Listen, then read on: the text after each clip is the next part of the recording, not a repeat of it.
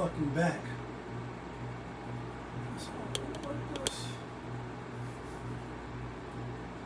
Let's get it.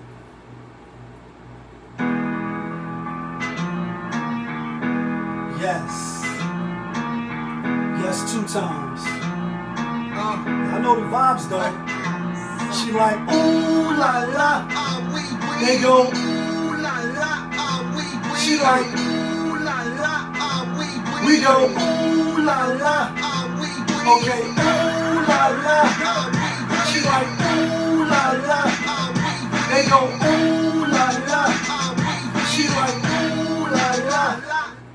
Looking for M's like I lost a friend. Hop up out the bed like, where's the bread? What it do, people? You're now tuned in. Popovich TV. We live, we rolling, we unscripted, we authentic, that feeling. Back up in here one more again. So if it's your first time, then the question is, where you been? Because over here on this side, we deal with sports, hip-hop, entertainment, interviews sometimes, when people don't be acting flaky, Popovisms 101, and of course, motivation. So before you leave the page and diddy to the left, hit that like button, hit that subscribe button, smash that notification bell, so when I upload the videos, you get alerted. And if it's not your first time, and you've been rocking with the channel, good looking. But you know how I do. You know how I plainly start my show.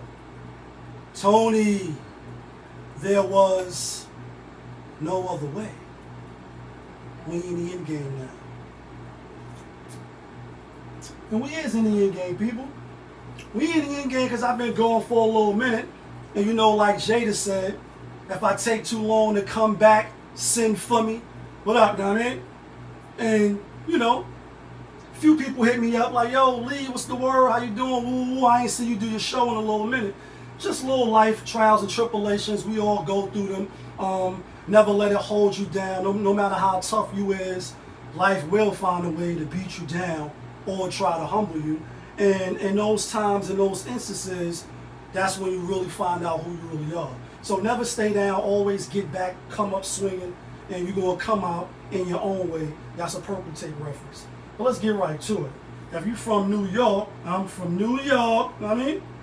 Then you know, unfortunately, we just lost Rochelle Boone, know what I mean? Condolences to her family, rest in peace. She was one of the news anchors on News 1. That's like the news channel I really fuck with, really watch. If you're from New York, you know, maybe if you're in the Bronx, you probably don't get that. You probably get the Bronx news, News 12.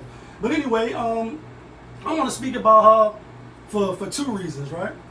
One, is always a messed up thing when the family is going through, you know, loss of life and they dealing with a death in the family.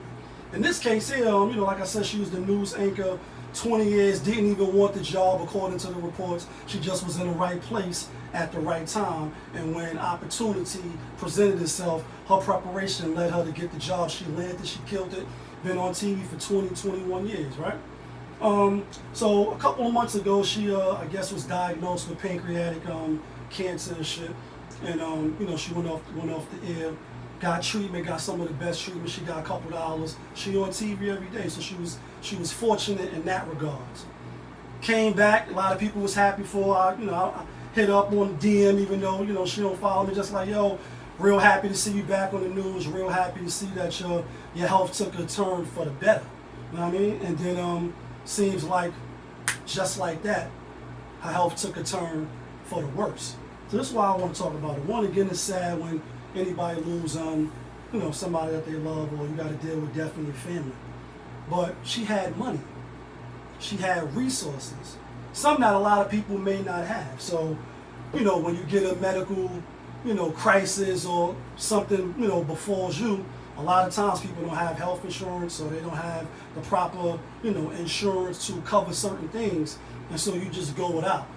You don't have, so you go without. You're not one of the lucky ones. You know what I mean? Or you're not one of the ones that's fortunate enough to have financially.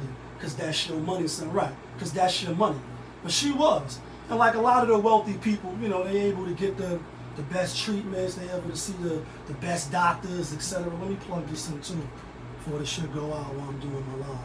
She was able to get the best treatment, etc. You know what I mean? And good for her. But this is what I want to say for the people that's watching, for the people that don't ponder one of the sayings on the show, right? Do you ever think about when you out of here, your record deal, video, out of here, Mercedes Benz, Range Rover, and all that shit is out of here. And one day we all gonna be out of here, and we all gotta go back and meet, you know, the maker. You know what I'm saying? Good or bad for how you chose to live your life. No matter how much money you got, no matter your status and your position in this world, in this life, no matter the hard work that you put in, or even if you don't put it in, if the shit was just handed to you on a silver spoon, Miss Hawkins, you know what I mean? Like, I wasn't born with a silver spoon in my mouth. No matter how you got it, when it's your time, it's your time. And when the Lord send you a flight, the ticket is one way. That's a Jada reference. And so I'm saying that to say, like, even though she came back, people was happy, it looked like it was gonna be a happy ending, at least for, you know, a couple more years. Who knows how many years we got on this earth. So cherish them while you're here. She still was taken up out of here. And I think she died on Sunday, but they reported the news on Tuesday. I don't know why, you know what I'm saying? But just think about that. Just think about your status, where you at. If some type of medical tragedy befalls you or befalls somebody in your family that's close to you, do you got the resources? Because we know a lot of times the people that's wealthy, that's in the 1%, 5%, 10%, 15%, and what have you, to get their right arm back, people will give all their money. To be able to get your sight back, people will give all their money, or damn near have. Like, you ask people that's in bad health, what would they do to be healthy again? Or you ask somebody that's in their older years of life, what would they do to Tony? There was no other way, and reverse the time back and go back to being young again. Now, I mean, a lot of people would give everything that they have to be able to trade places and be in a position of health. And that's why they say wealth is health. If you ask her before she passed, I'm sure she would have gave up everything she had to never have had cancer. You know what I mean? If you ask Steve Jobs, who all the iPhones, if you're an iPhone bandit, you know what I mean? I'm recording on I'm going live on 2 iPhones. They would trade it all to get their health back, to be able to be healthy, to be able to walk, to be able to do certain things that the average person that may not have money, because that's your money, son, that we do or we take, you know what I mean, for granted. It's the other thing I want to speak about, and without trying to be insensitive, because I'm not. We never talk ill of the dead. We never, you know, disrespect the dead, or, you know, just be distasteful to the dead. Because again, one day we all got to go, and I often ponder my own death, as I think we all should. That makes you appreciate life as you living in it currently, and you can appreciate the small little moments that you create on your own or with your loved ones, or memories, etc. You know, if you never think about when you're going to be out of here, then you can't really appreciate why you're here. That's just my take on it. But anyway, if you know, Rochelle Boone, again, rest in peace, condolences to her family. She got the West Indies, you know, the Jamaican background, and anytime you see her doing an interview or at Juvie, which we just had in New York on, what was it, Monday, Labor Day, and they saying it was one of the most safest ones. I still haven't been to one yet. I keep saying I'm gonna get out there, but every time it's always murder, death, kill, and it's like, damn, why am I going to a place where I know niggas gonna be shooting shit up, you know what I mean, and getting into dumb shit. Try to stay away from that if I can. But anyway, it's supposed to be one of the most safest ones, and she covered it a lot. She was the Queen's, on the Queen's beat, and she used to always be like bigging her heritage up, as I think we all should. There's nothing wrong with that, you know what I'm saying? However, she's married to a white guy, 2 kids, you know what I mean? I don't know how long they've been married. He was at the station as well, so you know a lot of times, you know, when you're working them 9 to 5s, or you know whatever hours you're putting in at the office, if you are single. When you're in close proximity of, you know, people you're seeing every day, the opposites can attract, you know, You may see a lady or a dude in your job that's handsome, or you get the hots for, you get to go on lunch with them, have coffee, and you get to, develop some type of relationship. Sometimes feelings come about. I'm not saying that's what happened. I don't know how she hollered at him, he hollered at her. But one, first you could marry and be with whoever you want to be with. I got interracial, relationships in my family. Obviously, people could do what they want. We only got one life to live. Love who love who love you, and be happy as much as you can. It's a lot of people that's not happy. A lot of people that's walking around, they're really depressed, they down. So, I just got to preference that, because sometimes people be like, oh, where are you going with this? What are you saying? Are you racist? No, I'm not saying none of that. Slow your roll. Calm down. I'm just saying when a person is pro-Asian, pro-white, or whatever, whatever your ethnicity is, whatever your background is, if you marry or you go hard outside of your race with another race, do you still have the right to hold up the flag as some people do? It's like Nas said, it's like Malcolm X catching the jungle fever. When obviously we know Detroit Red, he was knocking a lot of white girls down. Bang, bang, bang, bang. Know what I mean? Like, don't be whipped. Know what I mean? Whip that. We know he had a lot of dealings with a lot of snow bunnies, etc. And white girls, we ain't judging you. I ain't on trial. Then when he, got knowledge himself, accepted Islam, Nation of Islam first, then obviously converted to, Orthodox Islam, etc. He wasn't on that. And that's why Nas made that reference. Could you still hold the flag up and big your people up, but date outside your race? I'm only saying that, right? Because I was talking with somebody about it, like, damn, because I didn't know. I was just guessing. When I seen it on the news, and you just tuning in, we appreciate you. Talking about Rochelle Boone, real quick, rest in peace, the news anchor of News One. Talking about her husband now, and who she decided to marry. Not that it matters, but just for context purposes, for you just jumping in. She always was bigging it up, and when they was showing the news about her passing, I'm like, I bet she got a white guy. You know what I mean? I didn't know. Sure enough, they start showing the pictures and shit. So a person I was around, I'm like, damn, that's crazy. She always bigging up her heritage and all that, and then she ended up doing that. I wonder why. And the person that was in the room with me and shit, they was like, well, ain't no real good Jamaican man or this and that. And my person is black. And I'm like, damn, the stigma of no good men or this particular race or ethnicity, I don't know where it comes from. Maybe that was that person's bad experience. They're like, I never, deal with a Jamaican again. And everybody got their rhyme or reasons, and you may agree or you may disagree. But again, when you going hard, and in my opinion, I think she was going hard. Do it matter to you, or do you look with the side eye? So that's all I'm saying. Again, rest in peace to condolences to her family. We're gonna miss her. When you see people on TV every day, you feel like you know them, or that's why you hear people say, that's my TV brother or my TV auntie, shit like that. You know what I'm saying? Let's get into this other shit real quick. Another sad story. This is for the young people. Like, you know what I mean? Hey, young world, the world is yours. Hey, young world, the world is yours. The world, like Slick Rick reference. It's a story coming out of Boston, I believe, by a brother named Harris Haloba. You know what I mean? And he died, unfortunately, 14 years old, by the way. Died off doing the hot chip challenge. And y'all know last year I actually brought the hot chip challenge. I brought the chip, rather. And I think the Knicks was like on a 8-game win streak. Sports, hip hop, entertainment. Pop up his TV, hit the like button, hit the subscribe button. We live, we rolling. I was like, if they get to 11 games, I'm going to eat the chip. And of course I was bullshitting, y'all. And the joke's on you, I was never going to eat the chip. I do like jalapenos and a little spicy, shit in my food sometimes. But the videos that I seen on this shit, I wasn't going to do that shit. I seen people dying, and no pun intended, because the young brother did, pass away, unfortunately. So I want to say condolences to his moms and pops. They seem like they good folk. And rest in peace to him. May Allah have mercy. May the Most High have mercy. And again, you never know when you're going to be out of here. When it's your last day, when you going to school, when you going to work, when you going to pick your kids up, when you going on a date, when you getting flown out, you know what I mean, to go see some stranger who might be crazy, deranged. You just never know. So you got to take precautions, especially living in 2023.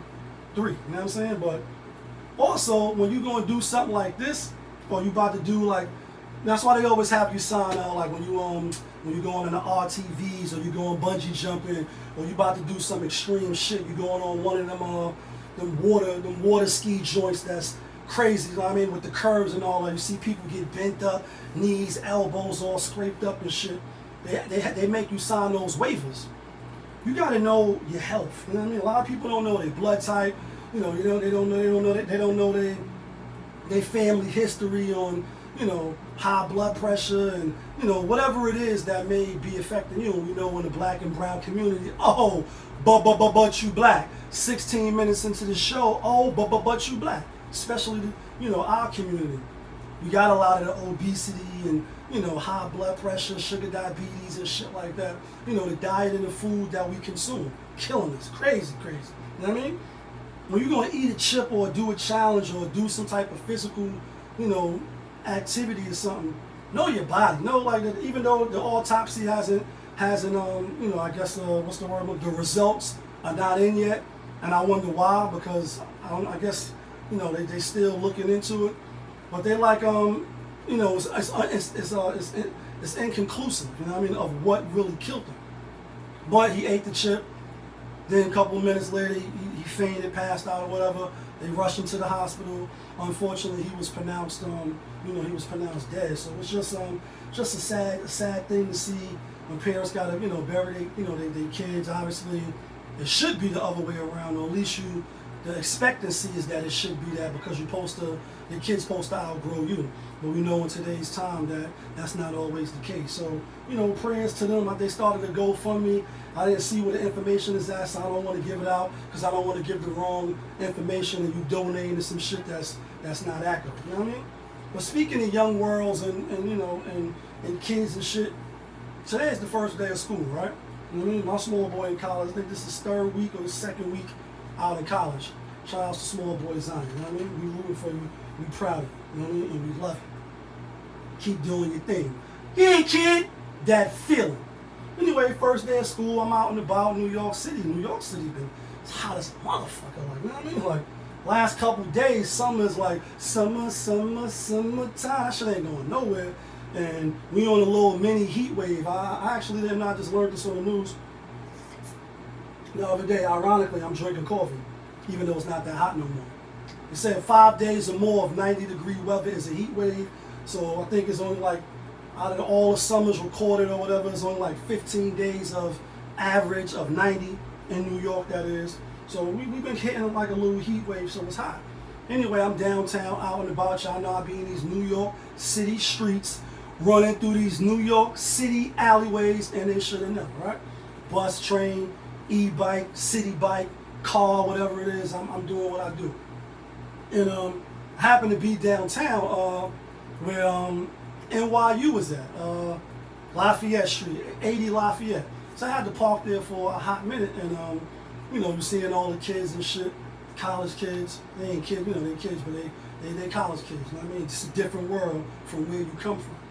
And this is where you start to, if you ain't learned in high school, and I've never been to college, you know what I mean? But nonetheless, my cousin Day, he graduated from NYU. Smart kids go there, right? Shout out to my cousin Day, he doing very well for himself. We proud of you too, kid, and we love you, even though we may not tell you all the time.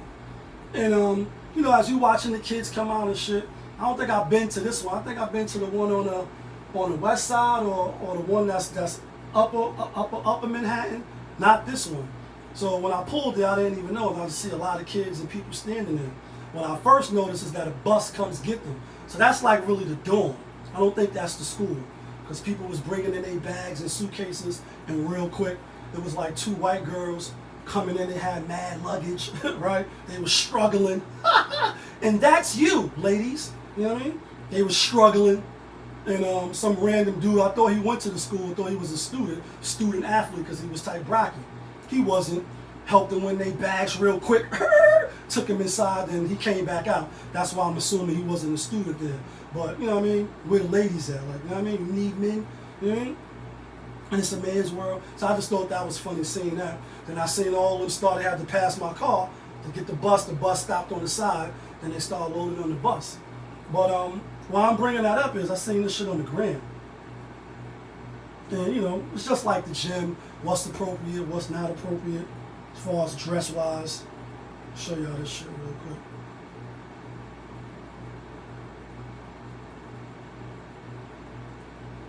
Thought this was interesting with this teacher right here. I'm asking you as your mother, see you leave out the house like that. Because at this point, that's who I'm going to call. Your mother. Call her. She's handsome. Well, So it's a somebody's chick going to have to come get you because you dressed can't, in like some poom shorts. because it's inappropriate. And it's crazy, crazy. Everything you Shit have crazy. on. Like that. Everything you have on is Inappropriate. inappropriate. Everything you have on is inappropriate. It's a hot mess. It's a hot mess. Somebody like she's a hot mess. Top You it know what I down. mean? You thought you was going to come to school. I thought I was going to come sure your mother. She got the broad top on, the leopard, you know what I mean? She in the tigers. And then it looked like some thongs, or it looked like some booty shorts. I don't know, like booty rocking everywhere. Like, I ain't really sure, but the teacher stopped the class. I ain't gonna play the whole video. The teacher pretty much going back and forth with her like, yo, this shit is unacceptable. This shit is out of control. This shit is crazy, shit crazy. And so I had seen that clip like 2 days ago, so I saved it. That's what you know what I mean? And so now that I'm in front of the school, I start looking at some of the outfits. Real quick, it's a lot of Asians that go to NYU. Not really a lot of blacks. You know what I mean? There's a lot more women or girls than young men. You know, whatever, for whatever that's worth. Guess they are the most getting degrees or enrolled or whatever, what have you. And it's no slight. Just my observation for the. I stayed there for like a good 20 minutes, 25 minutes waiting, and start looking at some of the outfits, and some of them was crazy, shit, crazy. Looking like they was going to the gym. Some of them with the yoga pants. Some of them had the yoga shorts on with the tops and shit. And I was like, damn, are they going to school? Or what are they? They going in the dorm? But then they started getting on the bus. So that's how I'm like, oh, they got to be going to classes. How they going to class like this? Is it acceptable? At what age? You know what I mean? Like, I don't know. I was just like, I get it. We in the do what you want era. And as I like to say on the channel, and it's all for sale. Like, people do the most. People do what the fuck they want. A lot of women, you know what I mean? Just keep it in the buck. The most unprotected, etc. And I was just saying, damn, this what you wear to class? Like, you going to learn or you going to show out and challenge and have all of the, you know, the male athletes jockeying for position and try to get at you. Some just was real, you know, distasteful or scallywaggish, if you will. And then, you know, some overdressed. A lot of the trans community was coming in and out of there. And it's just like, damn, I never been to college, but this is what it's headed for. If you a brother trying to go, you know what I mean, get your shit together, you're gonna be competing with a lot, you know what I mean? Not only you're gonna compete with trying to, you know what I mean, stay afloat financially with the books, etc., curriculum, but also your attention span and having dick discipline, which we know a lot of people, even in their older years, don't have. So I just thought that was ironic that I seen that on the gram, dressing inappropriately, or is it not? Ladies, like, you know what I mean, y'all don't want to wearing this shit. Is it inappropriate? Would you want your daughter to wear that? Or you want your nieces or your little cousins to wear it? Or you think it's perfectly fine and people should mind their business, keep their eyes, you know what I mean, inside they, you know what I mean, like, and not even say nothing about it. My opinion is some of it was a little inappropriate, you know what I'm saying? And like this girl here, she like, you know what I mean, it is what it is. Like, I'm call my parents, ain't nobody gonna tell me shit. You know, you could be in college and have fans only. You could be in college and be a fucking, you know, 1 million subscribers on TikTok or whatever the case, and you could really be feeling yourself. So who gonna tell you shit, right? Like, know what I mean? Ain't nobody gonna tell you shit. I just thought that was interesting. You know what I'm saying? First day of college. But speaking of ladies and, you know what I mean, most unprotected, we ain't in game because I've seen the story and this shit spinning in the clip for the last couple of days, even though I ain't been on. And that's you know, the brick lady. I'm being funny, but I'm not. TikToker, you know what I mean? I just spoke about Somalian, part of the trans community, lesbian community. I don't know. I did see a couple of videos of her because she's trending right now. Although she like, I ain't really want to be trending. Did you or did you not? I mean, you are a TikToker. You are doing skits, smacking people and shit. And I get it. It's all for sale. Like, niggas sell their soul. Niggas sell hamburgers on the side of the Brooklyn Bridge, wearing a Missy outfit, and I can't stand the rain. Like, I'm being funny, but I'm not. Like, we seen enough examples now. The Gorilla Glue girl, like we seen shit go left. You know what I'm saying? We seen things, you know, good and bad for what it's worth. You know, for the residual effects of social media, and it is what it is. I'm not bitching about it. I'm just making an observation. So anyway, I seen the story, and I'm like, damn, I seen it on the Shade Room first. Mad comments. Who raised these boys? They not men. Boys the men. You know what I mean? Willie D, like, they should be laid down. The people, the men that was around that didn't do nothing. And, you know, a lot of ladies mad in their feelings. And first and foremost, I don't condone violence. Sometimes it is necessary. That's just the reality.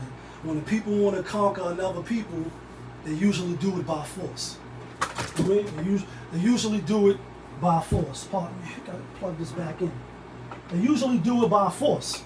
Ain't no nice talking and all that. Ain't really no nice way to take your land and take your women and take over shit. There's really no nice way to do that. You know what I mean? We coming in guns blazing, and that's that.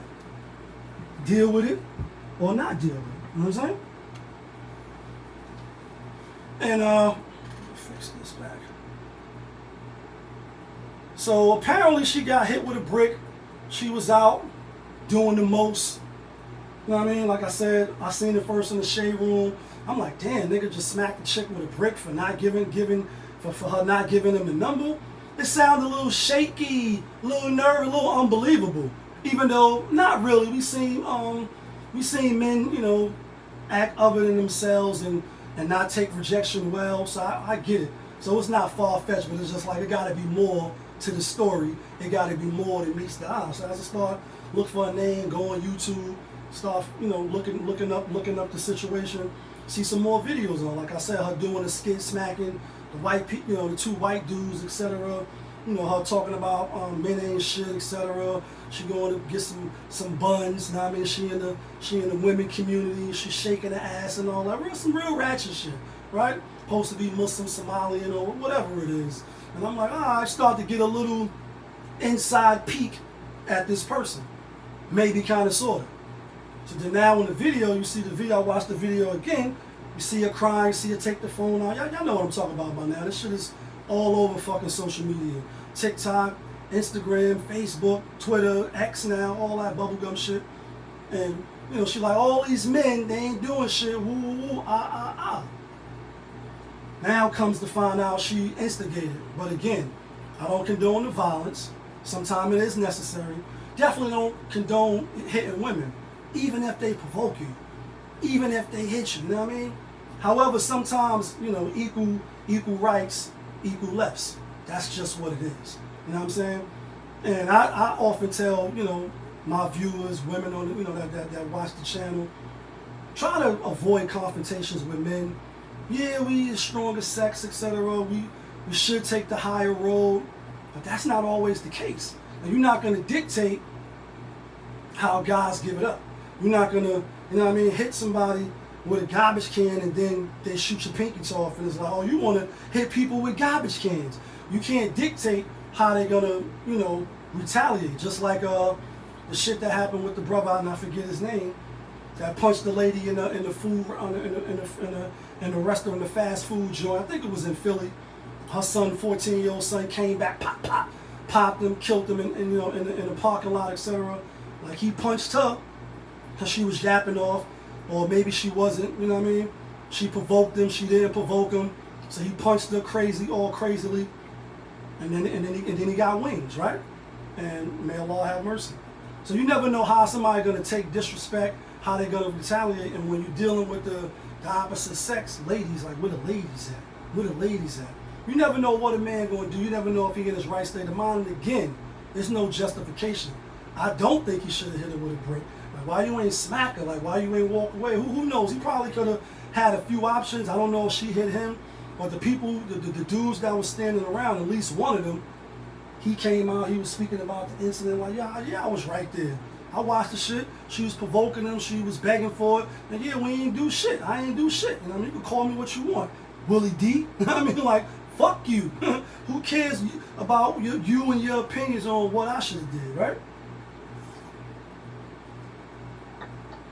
whether she was provoking him or not, I don't think it was worthy or warranted a brick to the face. That's just me. I don't think so. So that's why I'm saying that. I don't think that was, warrant that. But again, I'm not him. I probably wouldn't have done that. You know what I mean? Got a little more self-restraint, a little more discipline. And as a man, in this world, if you don't have no discipline, then you on the path of, you're gonna get taken off the board easily. And it's chess, not checkers, for a lot of time. Like make your next move your best move, because you can't really afford no slip up, especially if you're a black man. I don't want to bring racial to it. It's racial. You know what I mean? Martin Lawrence, boomerang reference. But sometimes it is. And reality is reality, whether you want to face it or deal with it. And like Thanos, run from it, dread it. Destiny arrives all the same. Or should I say, I have. And that's just life. And, from earlier on, men is... We taught to deal with rejection, or at least you should, because you're going to be rejected a lot. You don't want to pursue, you know what I mean? So you're going to get rejected. So, I just think that you need to definitely have some discipline, have some self-restraint, and whatever you got to do to, harness those skills and develop them, whether it's fasting, whether it's meditating, whatever it is, being around, help groups or whatever it is, then you need to do that, because as a man, you don't really have no... you don't really have no error, you don't have no room for error. Especially, like, you're going to be guilty until you're proven innocent, especially if you're black. And again, that's not to say you throw some racial shit, but it is what it is. That's the reality. You can view it how you want to view it. That's how I view it. That's my perception of it. That's, that's my anecdotal experience coming up, in this life that I've been in. So you gotta be mindful of your discipline, you got to be self-aware, and you got to have some self-restraint. So again, whether she was popping off at the mouth, whether she was provoking him, brick is definitely over the top. Like, that's way over the top.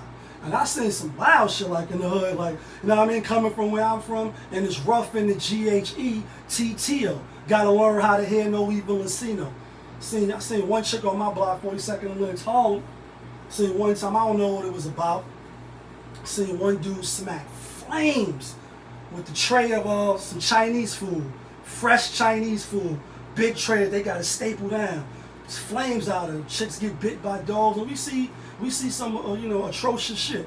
And I'm not saying it to glorify it. What I'm saying is I personally seen some wild shit. So I think that's over the top. I'm not saying you should have slapped her, did anything like that. I think you should protect yourself at all times. Sis, what up? I think you should protect yourself at all times. Shouldn't let nobody, physically harm you. But he could have walked away and probably should go to jail. Even though people now, initially people was like, definitely they didn't know the whole story, and people jump to conclusions. That's another thing we got to stop doing. Or I get it in social media, you want to comment, you want to play detective, and it's a lot of fucking detectives. It's a lot of cops that's not in uniform that be online. Like, niggas be seeing the little small details, the prints on your mail. You leave any little thing, niggas is on you. Like, you know what I'm saying? And I'm being funny, but I'm not. And I get it. I'm not bitching. I'm not moaning. I'm not complaining about it. This is just my observation. It's social media. I accept it. But when you hear stories or you see stuff come out, especially when it's dealing with women and they crying or they was hit or something happened, right away the guy is guilty if it's a guy involved. Sometimes it's women on women and you never really hear that. You know what I mean? Like the WNBA player, I forget her name. She from this side note, because this is my show, we unscripted. She played for the Aces. They won the championship last year. Beat the shit out of her wife. You know what I mean? Her wife wanted a divorce now. You don't see Malika Andrews or, Molly. I'm bringing them up because they like staples on ESPN. And if you got Spectrum, ESPN is dead right now. You don't really hear no big stories about women on women. I don't know why. Kind of got an idea, but I'm just throwing that out there. But when it's a man, then they want to put you on the front line. They want to plaster your poster all over. Reward, 200,000. This man is wanted. You know what I mean? Like, they want to rake you through the coal. They want to embarrass you. They want to, make you, less than what you are. Right or wrong. Without you being guilty, without you being proven guilty first. So, again, with this story, it's like, damn, she was mouthing off that bad that you had to get a Brickington? hit her with the breaking tin. Like, damn it, man. A lot of people making fun of her and shit. And again, it's not funny, even though, you know what I mean, you can see her character is probably a little low class. You know what I mean? Like, come along. We have a party to attend with some real mature women and some more of our friends. He held out a cab and he waited for a minute, and then as the cab came, like, you know what I mean? You hanging with these lowlifes. You know what I mean? And that's a sin. And that's what happens when you know, when you're in places where you probably gonna run into people like that, or you stay in that circumference. You got a 52 blocking and get up out of there quick. But this is the last thing, right? Because there was a lot of comments, you know, and people still making comments about it. Ladies, like, where the ladies at? Where the ladies at? If you got a son, you got little cousins, little nephews that's males, and they hoping to be men one day, or they already men. Or ladies that's married, you got a husband, because that's your husband, right? Or you got a man you care about. Y'all been together for a long time. Do you want them randomly, you know, on some rando, you know what I mean, outside, minding their business, taking care of their BI, going to get you food, putting gas in your car, shoveling, you know what I mean, shoveling the car out, doing the man shit, taking the garbage out, whatever. Y'all at the movies, some rando chick, something happened to her, or something is happening to her. Do you want them to jump out the window and risk their freedom, risk their life, risk, you know what I mean, providing for their family, for a rando, for a chick you don't know? Because we talk a lot about the unprotected, and, you know, which I disagree with that. I think the most unprotected is just the black children. I mean, that's what I think. A lot of grown men is lost in the sauce. Ganged up, doing street shit, up in jail, ain't trying to educate, ain't trying to build. Let's keep it a buck. Not all, but a lot. A lot of the women, they mothers, on some ratchet shit, fans only shaking ass, doing all type of scams and pills. And again, not all, but a lot, doing the most. So they home by themselves. They fending for themselves. They trying to figure out life without the proper guidance of parents. And none of us asked to be here, and none of us picks our parents. That's just what it is. You come into the world like, oh shit, this my pops. Oh shit, this my mom's, you know what I mean? Tommy, you know what I mean? From Power, like, this my mom's, you know what I mean? You stuck with what you stuck with, and it is what it is. They the most unprotected to me. With that being said, do you want your kinfolk risking themselves, putting themselves on the line for somebody that they don't know, that they don't got no ties to, may not come home? And real quick, before I get to this other shit, I think it was the big storm in Buffalo. Forget what storm it was. I'm gonna text this person back too. I forget what year it was or whatever the case, but it was a big storm in Buffalo, and the husband, he went out to go help somebody, and he died in the process. Help a female, and he died.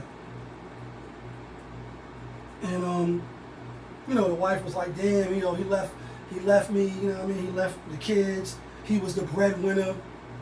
He was the provider, the maintainer, the protector. And now he's gone. He died. He died trying to be a good Samaritan, but not for his wife, for some other chick that, you know what I mean? Like, you trying to help her in the snow or whatever. I think the car fell on him, or some freak accident happened. And again, you never know when you're gonna go. That's why, do you ever think about when you out of here? Your record deal, video out of here, Mercedes Benz, Range Rover, all that shit out of here, right? Like, he died, you know what I mean? Probably never in a million years thought that he was gonna be going to help somebody get out the snow pile, or help somebody get out of a ditch or some trouble, and then die. You know what I mean? Like, damn it, man. That's crazy. But that's what happened. What you telling your kids? What you telling your sons, your little cousins, your little nephews? I'm telling them, if the woman ain't none of your provision, you know what I mean?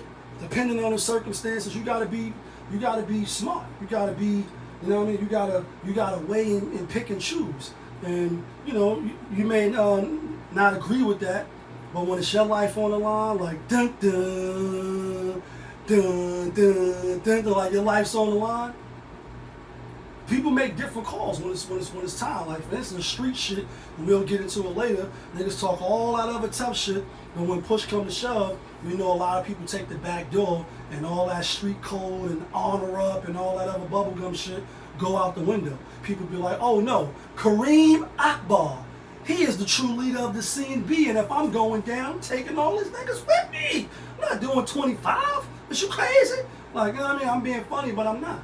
So we see a lot of people go to jail behind somebody taking the back door, and then all of a sudden the oath is out the window. You know what I mean? And it ain't no set rule. That's why nothing really shock and amaze me when you put the beat on. Hello, you know what I mean? I'm telling my little cousins, my son, my small boys, whoever, you know what I mean? Look out for your family. Look out for your loved ones first. Because the good book says, save yourself, then your family from a fire whose fuel is men and stones. Men meaning men and women. Doesn't mean men, like ladies, you're not exempt. It's going to be a lot of y'all down there as well, right? If you believe, not to get too religious. Just don't jump out the window and put yourself in a position where you get murked over some chick that wasn't even worthy of it. You know what I mean? Again, when you see stuff like, oh, I'll give you an example. Shit is wild, another story, right? Then we move on to this other shit. Shit happened in Harlem.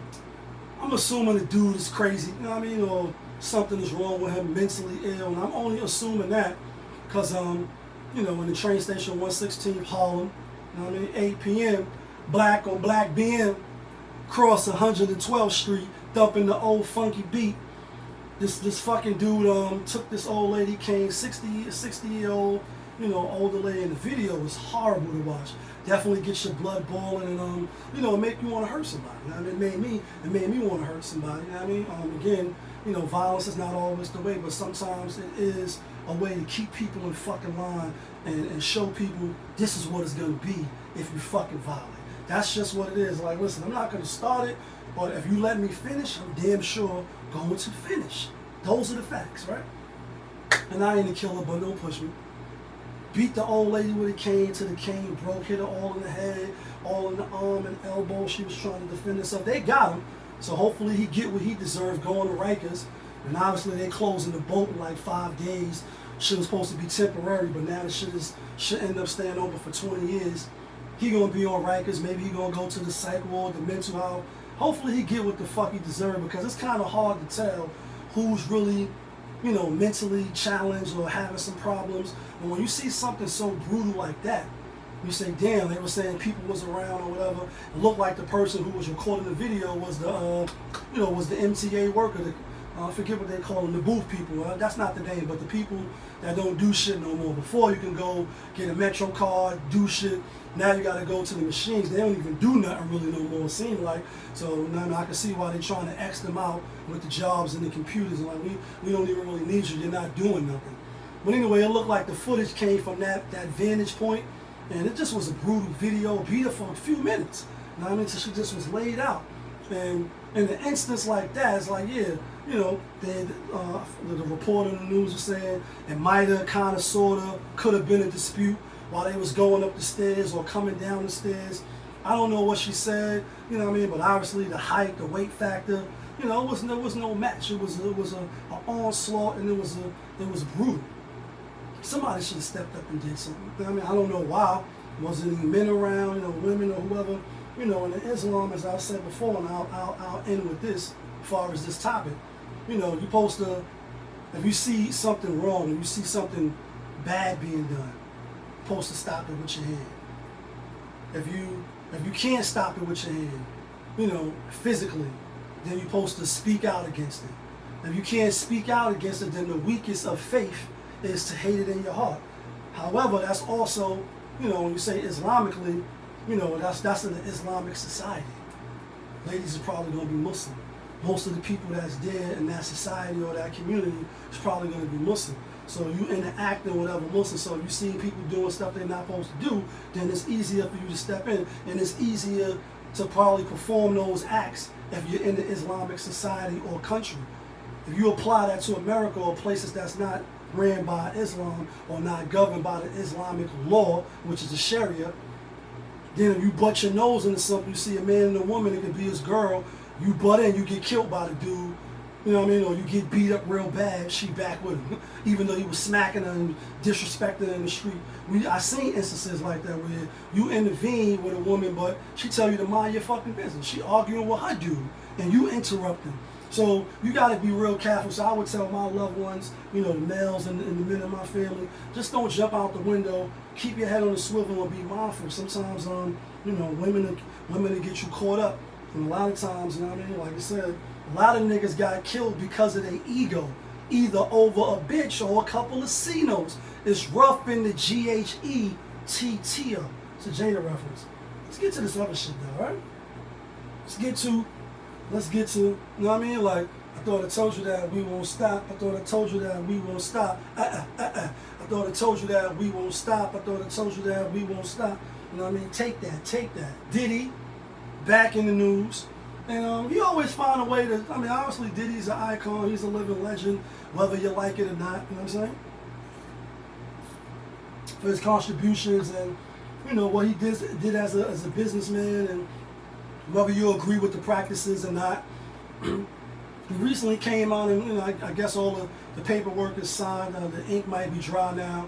But he gave back the publishing rights, you know, to the artists that was on Bad Boy. Faith Evans, Mason Bector, you know what I mean? Locks, who've been beefing and, you know, arguing with Diddy for years. Like, yo, you got our publisher and woo, I had us in shiny suits. Remember the Styles P on the radio? And he like, yo, y'all ain't got to go to the radio. Y'all could call me, XYZ.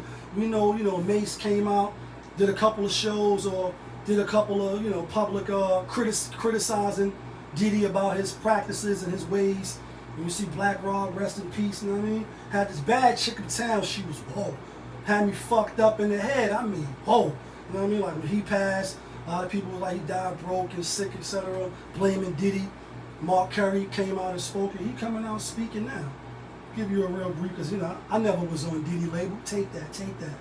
And Mark Curry is speaking out as well. Let me show you.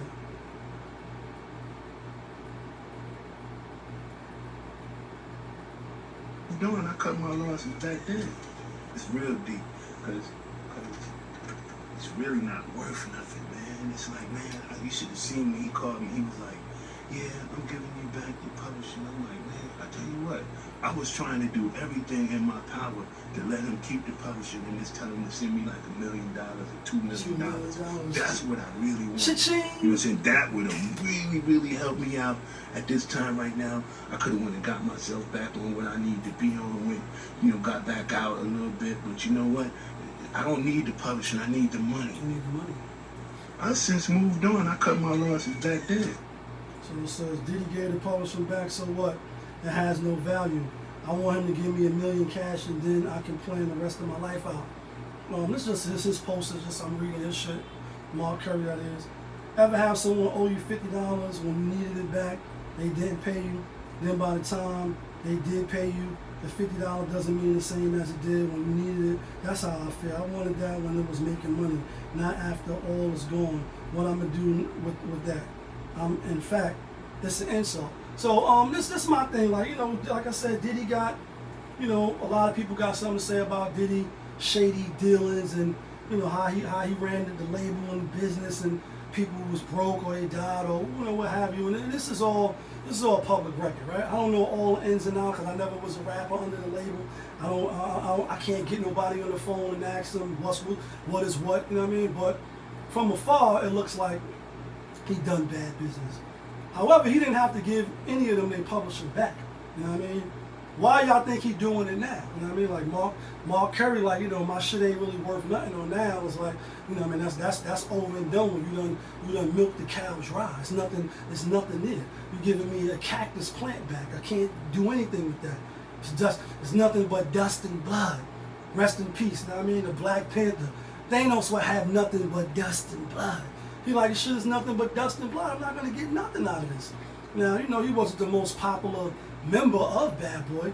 He definitely on a couple of hit records, you know what I mean? Make this money, take this money. Ain't no way. He on a lot of remixes, and I think he wrote some for Diddy as well. Y'all can correct me in the comments if I'm wrong. The Faith catalog is crazy. She probably gonna be happy that she, you know, got her publishing back. Mace catalog is super crazy. You know, at one time people was saying he was the best. Well, he was one of the best, top 5 dead or alive, and that was off one LP. Harlem World, which went 4 times platinum. I think Faith went 2 times platinum. Then you got the Locks and obviously Biggie Estate. So Big, you know, he always gonna sell every time his birthday roll around. Or his legacy, in my opinion, is still strong. Obviously, time does, you know, lessen the impact. You know, with new rappers and rap just turning 50, etc. But do you think it's the pressure, criticism of Mace, or people, you know, the bodyguard coming out saying what he's saying, and you know, people looking with the side eye, and Usher supposed to be coming out talking about the Diddy parties and all this other shit? You know, business is business, and you know, you sign your publishing over when you sign the deals. Most of the time, you know, if you don't got a good lawyer, you don't read the fine print. Like I said, you know, I'm not a music exec. I don't know all the ins and outs, but I do know that you don't have to sign it over. You can say, nah, part of my deal. You know what I mean? But a lot of times people just want the money, or they don't see the value, or you know, maybe you don't get your, even Big Daddy Kane. He was on the Breakfast Club a while back talking about, I think he just got his, etc. So, you know, it's a grimy business that a lot of people run to and clamor to be in. Why do you think he's doing it now? Do you think he was under pressure to do it? Do you think it's a hidden agenda? Because he could have kept it. Obviously, you know, when was the last Bad Boy tour? I think, I mean, Locke's always touring. And, you know, they just did the verses. They're going to be at Madison Square Garden September 15th for the 50th hip hop shit. You know what I mean? Mace is on. It Is What It Is with Cam. Obviously, Cam got a new video out, or a new song. I think Mace is on the song. Videos type Fly Day in the Brinks truck or whatever. I mean, they doing well for them, so I don't think they hurting. But is it a bad cop, good cop type of ploy where like people were saying I'm the bad guy, watch me do this now, you know what I mean? Let me flip it and bounce it on some other shit. And now that they have their publishing back, particularly, you know, Mark Curry, again, he wasn't the headliner, you know what I'm saying? His album ain't sell no millions of records, even though he want 1.5. Not 1 million, 1.5 million, like, you know what I mean? Should he start trying to do shows again? Should he start trying to, you know what I mean, maneuver around? People in the comments was like, yo, he being ungrateful because Diddy didn't have to give it back, which he doesn't. People like, yo, he already sold and got money for his shit. What's up, young lady? Or should he, you know what I mean, let it be? I really don't know. I mean, now that you got it, I say try to capitalize off your publishing. Even though, you know, he looking old in the face, now he got the gray hairs. He looked a little crazy even when the Black Rob, you know, passed and he was speaking out about it, you know what I'm saying, etc. You know, I don't know if too many people gonna be going and line up to pay for no Mark Curry shows, but maybe you try to get some of your songs in a commercial, or maybe you do a deal with somebody just to try to capitalize. It's yours now. It was your music in the beginning, but I do also get where he's coming from as far as like, damn, dog, you done took the whole shit, used it, abused it. Now at the end of the rope, like when it's fucking, like what Shorty said and Boomerang, no, not Boomerang, Harlem Nights. I go in there to go give me a sip of orange juice and there's nothing but a fucking swallow in there. He's like, well, swallow it, bitch. Stop complaining and swallow it, bitch. Like, you know what I mean? Drink the motherfucking sip of orange juice. It's like, damn, you want to go have a, you know what I mean, a little meal and you get a little smidgen of it. Shit is nothing. Shit is a nothing burger. So, you know, I guess he ain't really have no quarrels about speaking his mind and speaking up. And I think, you know, in the age of social media, everybody gonna have an opinion. Pop, what's the word? Everybody got an opinion. So people in the comments like, yo, you know, he being ungrateful. Just like you got a fucking opinion, this man was a part of the situation. He got a fucking opinion. And he ain't mind, you know, voicing it or letting the world know how he feel about his publishing and getting it back now. In the article that I read, like I said, Biggie moms, or the Biggie estate rather, they ain't have no comment, and nobody else really had a comment. I'm waiting to see what Mace gonna say. You know, he always on the, you know, he on TV every day now, even though it's YouTube with the podcast. It is what it is. Haven't heard him say nothing. Haven't heard Faith Evans say nothing. But you know, I'm just wondering why now. And you know, do you think Mark Curry is being ungrateful now that Diddy gave it back? You know what I mean? Speaking of ungrateful, right? Let's talk about BouT real quick.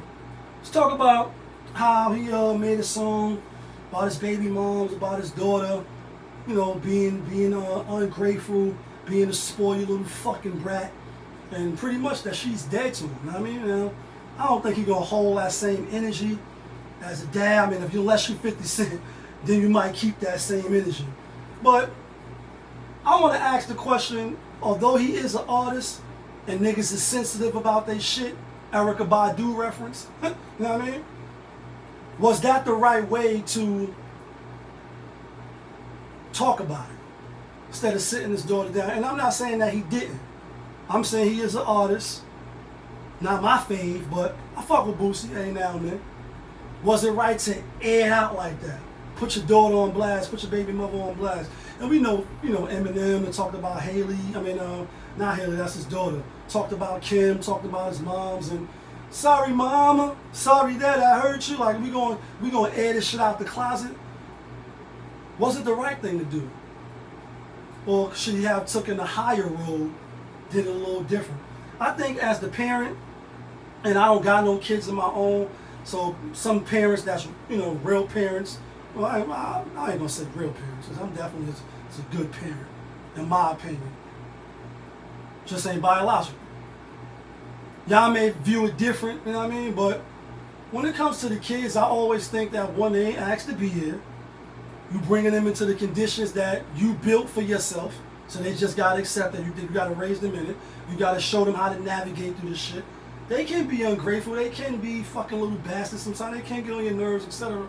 But I think as the parent, it's your duty, it's just my opinion, to always put the best foot forward, to try to meet them where they at and not really like turn your back on them. You know what I mean? Now again, if they did some old other, like some super wild, egregious shit, try to kill you, try to poison you, you know what I mean? Like even you got kids that steal from their parents, you know what I mean? Or kids that got trust funds waiting for them, but they ain't doing the right thing in college, they fucking up. Like Tariq, you know what I mean, from Power.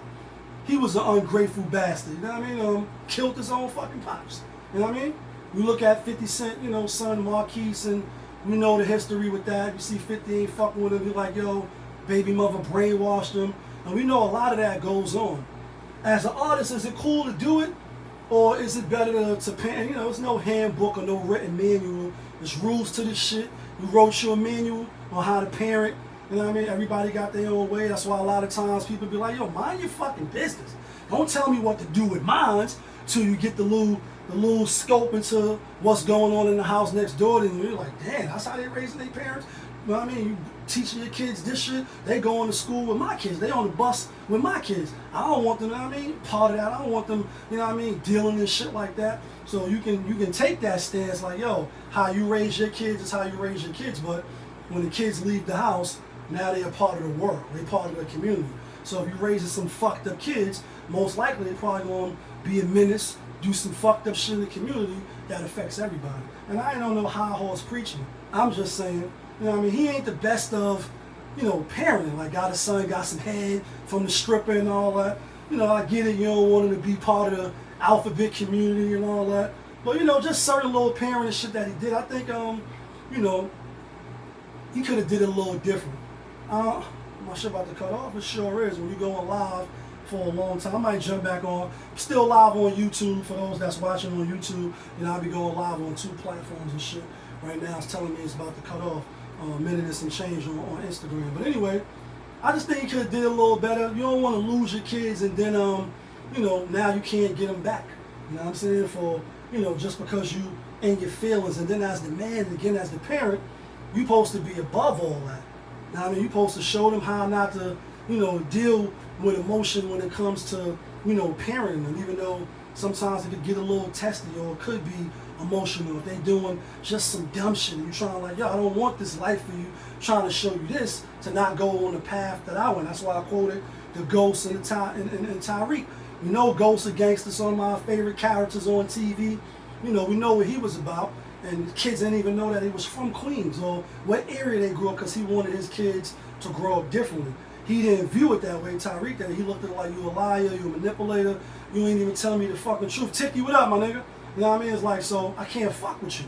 Even though you want the best for me, like you sacrificing everything so that I don't got to go through what you went through. And a lot of times we try to give our kids what we didn't have. Sometimes that's not always the best. You know what I mean? And again, there's no manual on how to raise your kids, but you know, to air your daughter out in the song, I don't know. I don't know about that one. I think he could have took a little different approach with that. Got two more things to talk about. Then we're gonna get into the football. Hold on 1 second. Let me just share this video. Let's talk about BG, right? Just came home. Yeah, kid, that feeling. You know what I mean? Like, when you come home, when you get that first, you know what I mean, sexual experience, when you get married, you know what I mean, when you get that degree, when you get that promotion, when you hit big on the six-pick, that feeling, those are the feelings that I'm talking about when I say that feeling. And definitely one of them is being released from the penitentiary. That's definitely... No. That's definitely one. We're going to go live again. That's definitely one of them. Coming home from prison. So, you know, congrats to BG. Just came home, 12 years in the making. I think he had a flat 14 for, what he got locked up for, BG? Possession of a unauthorized gun or whatever it was, so some dumb charges. You know what I mean? And you say, damn, you know, down with Hot Boys, down with Birdman. What's up, Andrea? You know what I mean? Billy D, what up, my nigga? You say, damn, you know, like the G-Deps or just like rappers that you think is doing better than you might be doing, or you think they should be where, you know, you think they should be at a certain place and not involved in certain things. Then you see them get locked up. You see them doing credit card scams. You see them caught up in some fuck shit. You say, damn, I thought they was well off. You know, they rapping or they acting or they a fucking celebrity, some sports, you know what I mean, a basketball player, etc. Then you see them get jammed up. You say, damn, I wonder why, right? You never really know. We all grown. You got to be accountable for your own actions. But he just came home. I know what it's like to come home, not doing 12, but doing 10. And it's a great feeling. You see Birdman hugging him up. You know what I mean, embracing him. Then he gave him a chain, like, yo, check your account, I got money in it. Do you think he going, you know, think it's going to be a Hot Boy album? I think it probably will be. Was you a Hot Boy fan? Lil Wayne, you know, obviously Turk been home. He did a lot of time too. I think a cop got killed in Memphis. He was on the run, some wild, crazy shit. You know what I'm saying? Do you think it's going to sell, though? That's the thing. Hip-hop 50th year, you know, just turning 50. Was you a fan like that? Are you rocking old Hot Boy shit? You know what I mean? Do you want to hear it? And what approach you think he's going to take? And then also, it's the little elephant in the room where Rick Ross, Rose, was talking about take Turk, what he said, BG or take Turk a 3-piece or some shit on that fuck song, Idols Become Rivals. And he was going at Birdman, etc., rubbing your hands like Birdman. How you think that dynamic is going to play out? I don't think it's going to be a real factor. Obviously, they met him when he got out, looked out for him, they embraced that they, you know, that's floating around on social media. It looked authentic, it looked genuine. It was definitely long, I mean, and they bros. They've been through a lot. So now that all the members is home, you're looking for that Hot Boy album, 2023. He gonna jump in the booth. You know, a lot of people throw Smurda.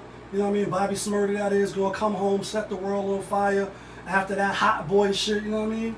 And not really no real hits, you know what I mean? And like Nice and Smooth said, we keep coming back with more and more hits. More and more hits? It's the music business. You gotta have hits, you know what I mean? Gotta have hits. Otherwise, you're just going to wither away. I'm gonna check for it just because it'd be something new. Obviously, doing 12 years in the pen, I'm sure he got a lot of, you know, experiences and shit he could talk about now. You know, the ups and downs, happy to be home and, you know, back being free. Ain't nothing like going in your own refrigerator, you know what I mean, and taking shit out that you want and not being on that channel line or being on the count doing 12 years. So we wishing them the best, you know what I mean? Definitely interested to see how that dynamic is going to play out, because a lot of people think that Birdman did him dirty or was doing some foul play. Same thing like with Diddy. You know what I mean? With Lil Wayne keeping this shit and, you know, just the shit that Rick Ross was talking about. I'm not saying all of it's true and factual. I'm just saying this is shit that's been on the internet and people have been talking about for a little while. Let's speak about prison, though. Let's speak about street shit. This is the last shit I'm going to speak about before we get into Sunday Fun Day. Obviously, football is back. First game of the season. Kansas City, it was up 13. It was up 13-7. What's the score now? 17-14. End of the third quarter, 2 minutes left. Got Kansas City winning, even without Jones and even without Travis Kelce. But anyway, let's talk about Beanie, right? Queens.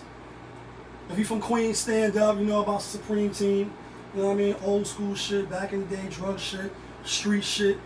And it's been a lot of chatter on the internet, on YouTube. Y'all know I'm in these YouTube streets. Y'all know I be running through these social media platforms, and they should have never, right? Got Hassan, 10 Toes, Zip with the Drip, other channels. You even got Beanie himself jumping on some of these channels with people that I don't know. And I ain't gonna act like I'm super in the know, because I'm not. I really don't care. It's like Jada said, and I'm tired of hearing about old niggas that had it be the same old niggas that ratted. Who cares? And I'm saying that in this sense.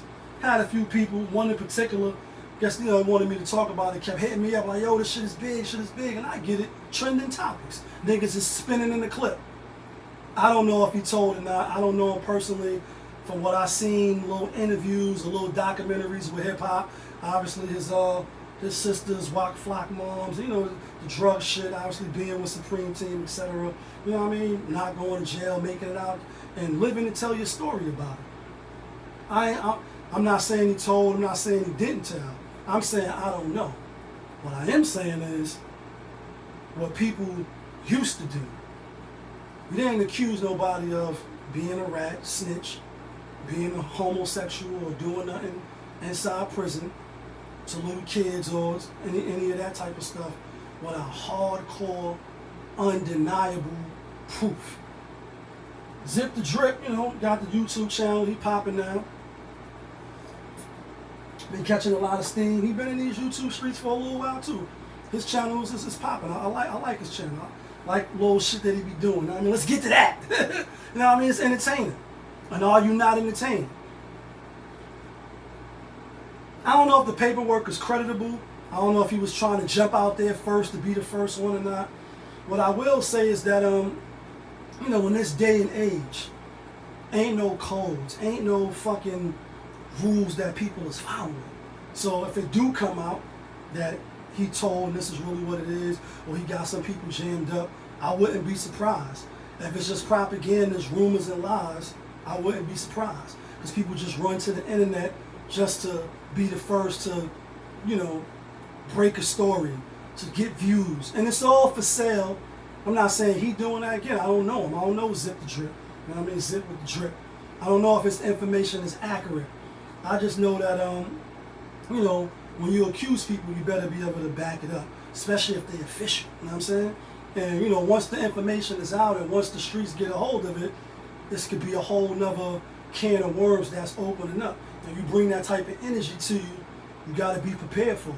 You know what I mean? Because ain't no love lost in these streets. Niggas done killed their brothers. Niggas done killed their mothers. Mothers done told on their sons. Wives done killed their husbands. Like, you know what I mean? The treachery and the betrayal of that shit of the street. Oh, even Ryan Glaze was talking about it too. I fuck with his channel as well. It ain't no rules of this shit. It ain't no manuals that people is following. And even if they following it all the way up until getting caught, whether by the state or the feds, there's no guarantee that they're gonna stick to the script and follow it through when years is being thrown on their back. And like Nas said, you know what I mean, you on the hall with about 100 years on your conscience. You walking up and down these halls, waves spinning like Mike Bivins. You know what I mean? Like, are you going to stay true to some street shit? Or you going to take the, you know, the 6ix9ine route and niggas, you know, they threatened me. You know what I mean? Who threatened you? They threatened me. Who threatened you? You know what I mean? Kareem Akbar. He is the true leader of the C and B, and if I'm going down, I'm taking all these niggas with me. When you gonna say the mob threatened you and they kidnap your family and they fuck my girl and every excuse in the world to take the back door, do you want to risk that chance? You know what I mean? I don't want to risk it. And if you involved with the gang and you running the streets, you definitely don't want no RICO or something go down for some shit somebody put on Facebook or an Instagram post, somebody leaving some comment, or you know they just involve you and you ain't even really got shit to do with it, because you still will go down and have to prove that you got nothing to do with it. So again, did he tell? I don't know. I'm not saying that. Did he not tell? I don't know. I'm not saying that. I'm saying what's done in the dark will soon come to the light. Whoever is claiming that he did tell and got him jammed up, they'll produce the paperwork. It'll be online, or we'll all be able to see it and read it and weep. And you know, now that he's online, I don't know if he was an online type of guy coming on YouTube channels, but anytime your honor or your name is smeared, or people trying to throw dirt in your name, you know, you have the right to clear your name up. If you ain't gonna defend yourself, who the fuck is? So, you know, how some people is like, I don't know, it's looking a little shaky, a little nervous, a little shaky, a little nervous, because he's now online, jumping on these different platforms, arguing with Zip the Drip on these shows and shit about whether he ratted or not, you know what I'm saying? So,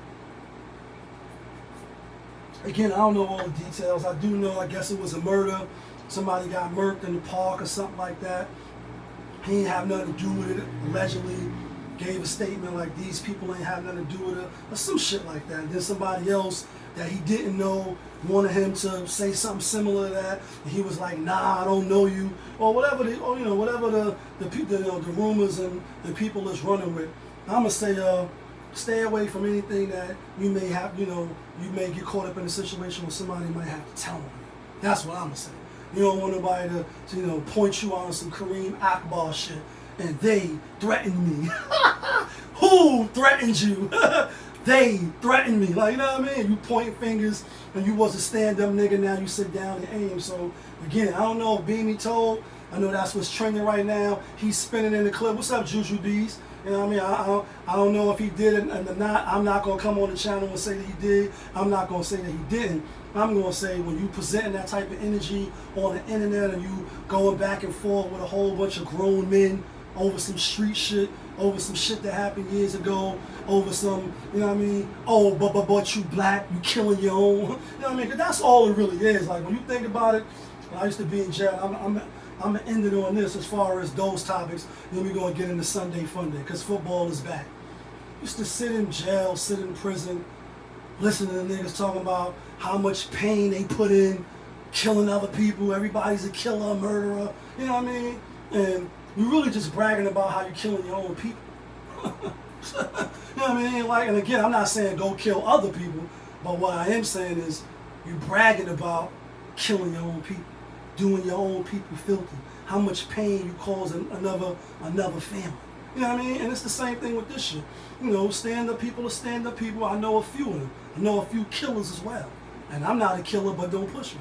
But I don't glorify. I mean, at one time and point, when I was more immature, running the streets, still outside of the day, make no mistake about it. But the mindset is different. You look at certain people that's killers, kill people. Whether it's over drug shit, women, blocks, territory, none of that shit really don't matter. At one time, it did, but when you know better, you do better, right? And you teach others to do better. I don't hold that shit in high regard. Now, I may still respect the fact that you get down and all that, and your status is your status. Like Nas says, props is the true thug's wife. It's like a cycle. Some come home, some will go in, do a bullet, come back, do the same shit again from the womb to the tomb. Presume the unpredictable, guns bust rapidly. That's the ritual. Like, I get it. You know what I mean? You got your props. You was a murderer. You was a killer. You was the top dog. You ain't tell. It is something to be said for that, because some people, again, they take on these street codes and these oaths all the way up to the end. Like, you official all the way up till it's time to, to take that weight. They take the time. Then you backdoor niggas. You know what I'm saying? So again, if you did stand up, I salute it. It is what it is. I don't hold you in high regards though. I just recognize and keep it moving. But like Jada said, tired of hearing about old niggas that had it be the same old niggas that ratted. Who cares? You know what I mean? And it is what it is. you're going to come out your own way. But you know what it is. It's time to get to motherfucking Sunday Fun Day. The reason why I started this channel, sports. You know what I mean? Week 1, we in the books. And that's your money, son. use your smarts when it comes to motherfucking betting. Because that's your money, son. Tonight, the first game, like I said, got Kansas City. They was minus 4.5 because Travis Kelce wasn't playing. I still got the Chiefs. Still think the Chiefs was going to win. They got that bling blow tonight. Your wrist bling bling. My shit bling blow. They the defending champs. Stop sleeping on them. I don't know why they keep sleeping on Patrick Mahomes. And this is another reason why I went with Kansas City tonight. I was watching another channel doing my homework. You know, you can't bet your money without doing your homework. That's one of the rules. Don't bet your money without doing your homework. You still could lose, but at least you do your homework. So I seen this one channel, CBS channel too. It was like a channel that's dealing like it's a big channel, sports channel or whatever. And he was like, this could be a possible preview of the Super Bowl. And when he said that, I said, oh nah. He's taking Detroit, by the way. He like, this could be a possible, you know what I mean? I'm like, nah, Detroit ain't going no Super Bowl. Number one, why are you putting that information out there? I know they won their last 6 games. They getting better. They got Halle Berry, you know what I mean? I'm being funny, but I'm not. Jared Goff, he looking better in the system. He doing well. They probably will make the playoffs this year. They might win a division. Definitely not going to the Super Bowl. So once he said that shit, I said, change my pick, going with Kansas City. Real quick though, let me give y'all who I think gonna give y'all a Super Bowl preview real quick though. Believe it or not, I think it's gonna be Kansas City going back.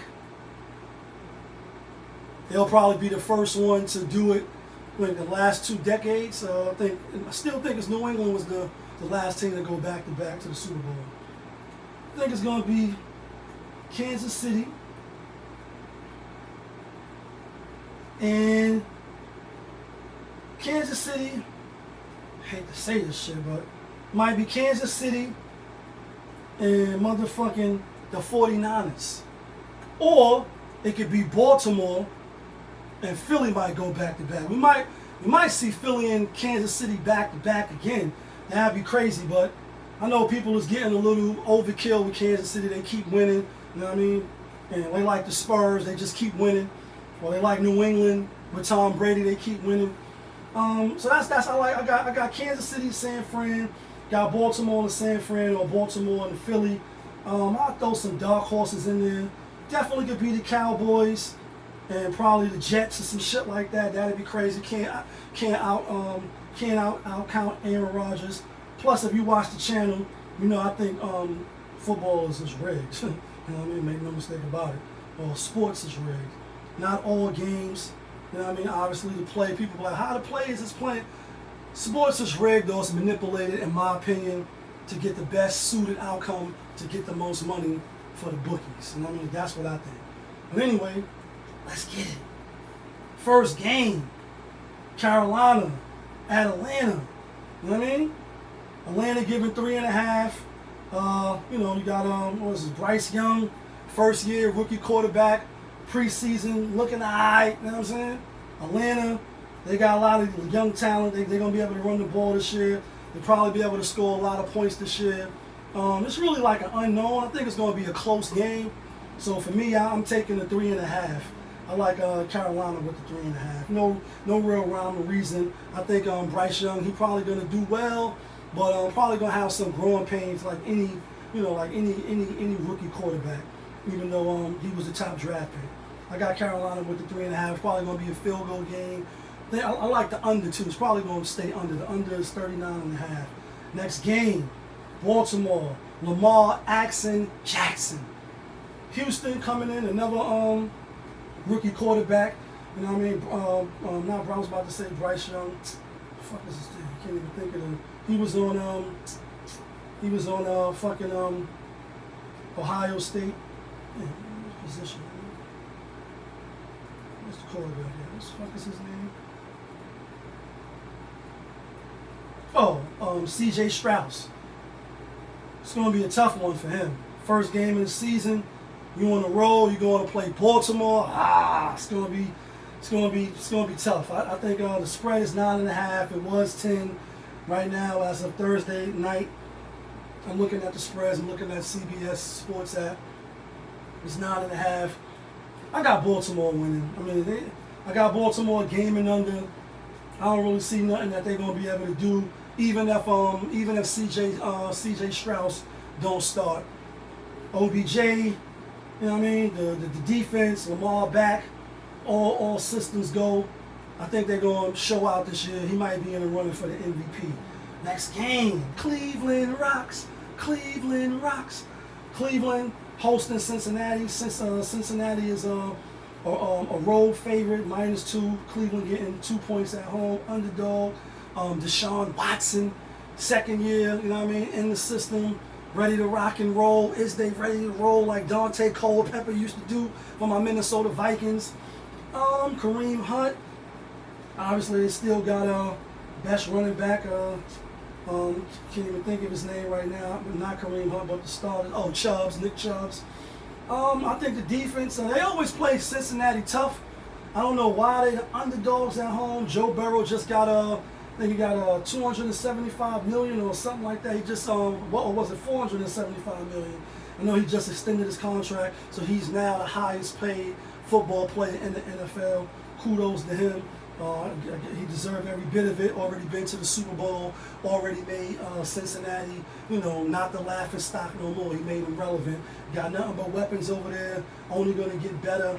But I think they lose the first game. I'm going with the upset in this, even though in my opinion it's not really an upset. I like Cleveland. I like Cleveland for the upset. Over and under is 47. I got the under. Next game, Jacksonville, Indianapolis Colts. That is. Colts looking real bad. You don't want to pay your best player, Jonathan Taylor. He won out. He won out of there. The franchise is in flux. They got the new quarterback. Can't think of his name. Richard something. Definitely probably going to be a nice surprise for them this year. Very athletic. Got an arm out of this world. Like maybe Lamar Jackson 2.0, something like that. RG3 built a little more brockier, so maybe he'll be a little more sturdy in these streets if she want to fuck with the woo. Colts getting 5 at home. I can't really see no reason to take the Colts. Last year they was it last year or was it the year before last? No, I think it was last year. All they had to do was win. Just win, baby. All you got to do is fucking win, and you're in the playoffs. You're at home, and you laid a big fat egg. Loser. I don't think nothing changed. The Golden Boy, you know what I mean? What's his name? Trevor Lawrence. I think he gets better. Another year under, a Super Bowl winning coach. I think Jacksonville roll. I think they cover the spread in this. Next game, Baker Mayfield feeling dangerous. Woke up feeling dangerous. Going against Minnesota Vikings, a.k.a. the Purple People Eaters. They haven't been the Purple People Eaters in a long time for a long time. Kirk Cousins, you like that? And I was a Minnesota Viking fan when I first started watching football. Y'all know the vibes. Back in 1997, I was in Elmira, had my little TV set up, and Randy Moss, you know what I mean? You just got mossed. He joined the team. You know what I mean? 17 teams passed over him. The Vikings didn't. Best decision they ever made. And Minnesota giving 6 right now. It's 5.5. Division game, first game of the season. I think Minnesota probably is either going to beat them or Detroit probably going to win the division. Obviously, familiarity and, they ain't really changed their team up much. They still got superstar and Justin, you know what I mean, on the wide receiver for Minnesota. I think Minnesota win the game, but I'm going with Tampa Bay. I don't know why. I know Baker Mayfield, he ain't the best. Like, we putting your money on because that's your money, son. But, he do got a winning record. When he was in Cleveland, they, he had a good run game. I think they'll run the game, too, with the guy, I can't think of the running back name for Tampa Bay. But they still got the wide receivers. And I think they're going to keep it close. I think it's going to be a close game, closer than 5.5, 6 points. I'm taking Tampa Bay. Next game, New Orleans Saints. Who that? say they're gonna beat them Saints, playing against Tennessee on the road. Tennessee Titans ain't been looking nothing Titan about them. Then they lost their last 8 games of the season last year. Had a lot of injuries. Tannehill was hurt, etc. You know what I mean? Spread is 3. Derek Carr, new quarterback. Still got Jameis Winston. You know what I mean? New coach and all that. I think that might hurt them. You know what I mean? New system. Preseason they look out. They still got the defense. Defense is still pretty stellar. Still got Alvin Kamara. Still got the wide receiver Thompson. I think they will be good. I think they're going to probably be better than they was last year. Probably going to surprise a lot of people in that division. But I like Tennessee. This is why I like Tennessee. I like Tennessee because they healthy. They had injuries. Still got a pretty good defense. They got I like Mike Vrabel. I think he is a good coach. Obviously, a good strategy. He ain't really got nothing to show for, but they did go to championship not too long ago. They are always in the playoffs, even though they always let you down. But first game of the season, you giving me 3. I'll take the points. Next game, San Fran at Pittsburgh. Mike Tomlin. Every year since he's been coaching, winning record, never was a losing record. Penny looking good in the preseason. They ain't lose no games in the preseason. Brock Purdy, he back, played in the preseason a few times. San Fran, they looking like they probably will be a problem. Like I said, they could go to the Super Bowl. Last year they probably could have won if he didn't get hurt. They didn't have no quarterbacks. That's why they switched the rule this year.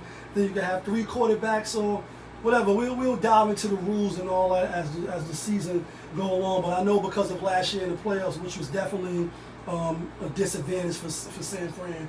Once he went out first play of the game or the first series of the game was over. And I had Philly, so I wasn't mad at all. Definitely wasn't mad at all.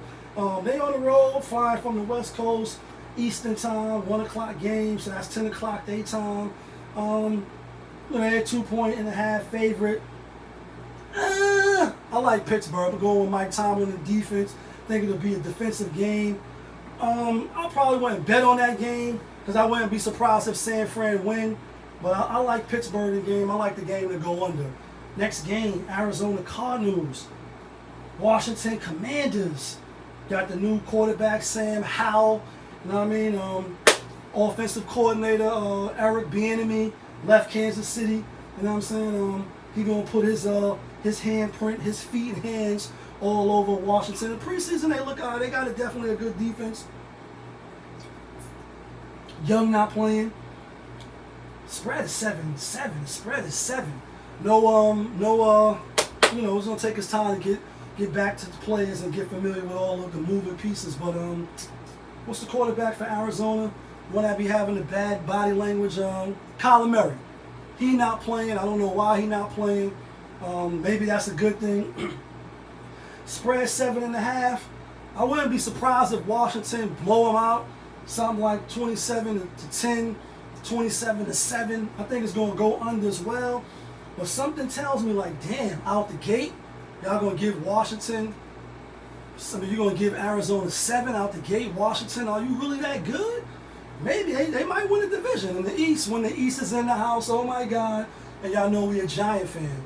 It hasn't been the same division winner in that division, I think, for the last 8 years, something like that. So every year, a new champion is crowned. Challenge. This year will be Washington. I don't know. I think Washington will win the game, but I'm going with Arizona with the points. Next game, Green Bay at Chicago Bears. The Bears. And, it's Justin Fields and it's Jordan Love show. Obviously, Justin Fields is more polished. You know what I mean? What's his 3rd year in the league, 4th year in the league? And obviously, he ain't have no team around him. Chicago, they get talent, then they trade it off, or once the rookie contract is up, people want out of there. One is cold as a motherfucker. Then 2, who want to keep losing? You know what I mean? Like, you putting your all, like, football is the ultimate putting your body on the fucking line. And you keep losing and losing, not making the playoffs. Even if you're getting paid, like, after a while, it's like, nah, I want to make ESPN. I want to get a primetime game. I want to win, baby. Jordan Love stepping into Aaron Rodgers' shoes. Chicago -1. When I first was looking at this game, I'm like, damn, Chicago, this is a lock. This is going to be an easy win. Then I start saying, something ain't right. Aaron Rodgers owns Chicago. He owns Soldier Field, right? And even though he's not there, and he was a big part of owning Chicago, it's also Matt LaFleur. It's also the players. I think Green Bay overall is a better team, and they're probably going to be coached better. So I'm going for the upset, even though I really don't think it's an upset. I like Green Bay getting one. I really do. I am taking a lot of underdogs, seeming like, but I don't really think they underdogs. I think they could beat Chicago and shock them. I think Jordan Love can start the season on the right track and show y'all that, I've been waiting in the wings, but just like Aaron Rodgers was waiting in the wings behind Brett Favre, he was waiting in the wings behind Aaron Rodgers. I think he's going to come out and challenge, show and prove. Next game, Vegas Raiders, Denver Broncos, Russ Cook. Russ had a horrible season last year. Only way for him to go is really up. Still got a good defense. Got a hell of a defense, actually. Got a Super Bowl defense. That's what it's supposed to be last year, and it just didn't materialize. Now they got Sean Payton. You know what I mean? Vegas got rid of Derek Carr. They got rid of Darren Waller. He on the Giants now. Good pickup, G-Man. Good pickup. Denver giving 3.5. Last few years, Raiders been owning them. First game of the season, Sean Payton at Denver. I think it's going to be a close game. It's the 425 game. No 405 games this year on the first week of the season. I like Denver to win. I like Raiders to cover. Jimmy Pornstar G, it's on you now. Let's see what you can do. I think it was bad for San Fran to get rid of him. Definitely was a good insurance piece, even if you kept him as the backup. But I guess he was too expensive to keep as a backup. So now y'all traded him. I think it's a close game. 24, 20, 24, 27, something like that. I think the game is going to go under. Something like that. 20-17, something like that. 17-10, something stinky like that. Next game, Miami at the Chargers. This was a good game last year. It's the revenge game. Chargers beat them. You know what I mean? Tua's healthy. Got Waller. You got, Tyreek Hill. Obviously, Justin Herbert got the contract. One of the top guns in the NFL now, as far as young quarterbacks, young talent. They got a good team. It's just they keep losing the close ones. I think they lose this week, too. I got Miami revenge, even though this year don't got nothing to do with last year. But I think Miami come out the gate looking a little strong. They got to, because the East, the AFC East is going to be tough this year. It's definitely going to be tough. Even New England going they're going to be competitive. I think they'll be competitive. Speaking of New England, next game, Philly at New England. New England at home, first game of the season. We know they start off a little slow. Bill Belichick still like preseason mode till you get to October, the last week of September. That's when they usually start picking up. Philly -4. They also scrimmage together, so they know each other, the ins and outs. I got Philly winning. I got Philly covering. I ain't gonna be fooled by the Belichick mystique, by the New England mystique. You gotta show me. Show me, dog. Not saying that they can't be, like I said, but you're gonna have to show me first, at least the first couple of games. I'm not gonna just give you the benefit of the doubt and bet on you. So I like Philly to cover. I think Jalen Hurts and the Philly, they come out something to prove. No Super Bowl hangover. I think they want to get back. I think they got a good chance to getting back. Next game, LA Rams at Seattle. Geno Smith, they wrote me off, but I didn't write back. Seattle giving 5. Touchdown Seahawks. You know what I mean? Rams getting 5. No Cooper Kupp, or he might play. If he play, he don't play. I like the 5. Division rivals, Aaron Donald, Sean McVay. I think they have a better season than they did last year. Last year they had a lot of injuries too. What's the quarterback that came from Detroit? Matt Stafford. Definitely still a good quarterback. Still got a strong arm. was dealing with injuries, didn't have all the weapons last year. I think Seattle probably will win the first game at home against a division rival, but I think it's going to be a close game. I think it ain't going to be too many blowout games. So I'm going with the Rams with the point. I like the Rams a lot. We're going to get a locks out in a minute. Next game, final game, Sunday Night Football. My New York Giants is New York in the house. It's Brooklyn in the house. Uptown in the house. Like, Shaolin, are you in the house? New York Football Giants. Obviously, they signed, they gave Danny Dimes the contract, Daniel Jones. Saquon Barkley, he's back. He ready to rock and roll. It didn't turn out the way he wanted. But nonetheless, when you're playing football, you can't half play football. You got to play with your all or you're going to get hurt. So I think he'll be all in, 110%. I think he'll run like a bat out of hell. Dallas giving 3.5. It's always a fun thing. Like the Giants and Dallas always playing each other in the first game of the season. It was when I was about to say Tom Thibodeau, but the fucking the guy from Buffalo last night, I can't think of his name, but he's our coach now, second year under the system. I think the Giants gonna play with swag. I think they're gonna play with confidence. I think the Giants keep it close too. They fuck around and win.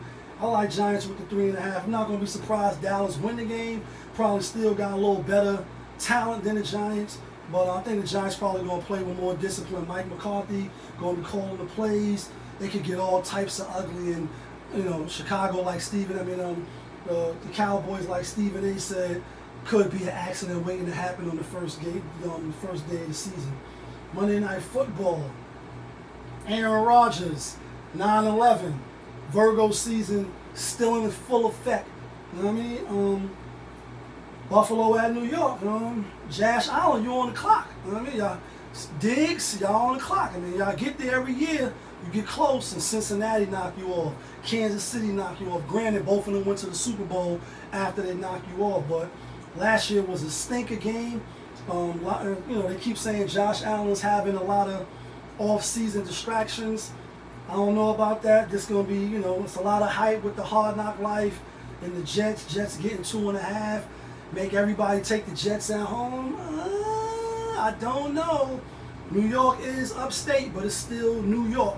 It's just upstate. So, as far as the 9/11, the tribute and all that, what is it, 22 years? 22 years now. I like Buffalo.